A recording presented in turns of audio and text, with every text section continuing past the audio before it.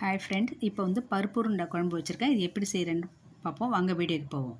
இப்போ வந்து கடலப்பருப்பு, துவரம்பருப்பு 2 சமமாக எடுத்து 1 மணி நேரம் நல்லா ஊற வச்சு நல்லா கழுவிட்டு வடிகட்டி எடுத்து வச்சுருக்கேன். இதோட காரத்துக்கு வந்து மிளகாய் ஒரு 6 மிளகாய், சோம்பு 1 டேபிள் ஸ்பூன், உப்பு சேர்த்து இந்த மாதிரி குறைன்னு அரைச்சி எடுத்துகிட்டு வந்துடும். அதே ஜார்லேயே கொஞ்சம் தேங்காயும் அந்த பருப்பையும் கொஞ்சம் சேர்த்து நல்லா அதையும் அரைச்சி எடுத்துகிட்டு வந்துடுறேன். கொஞ்சமாக புளி, அதாவது நெல்லிக்காய், சின்ன நெல்லிக்காய் அளவு புளி எடுத்து கரைச்சி அதில் உப்பு மிளகாத்தூள் போட்டு எடுத்து வச்சுருக்கேன். எண்ணெய் விட்டு சோம்பு கருவேடம் போட்டு தாளித்து, சின்ன வெங்காயம், அதோட தக்காளி, கருவேப்பிலை சேர்த்து தாளித்து இந்த கரைச்சி வச்ச குழம்பையும் அதோட சேர்த்துரும்.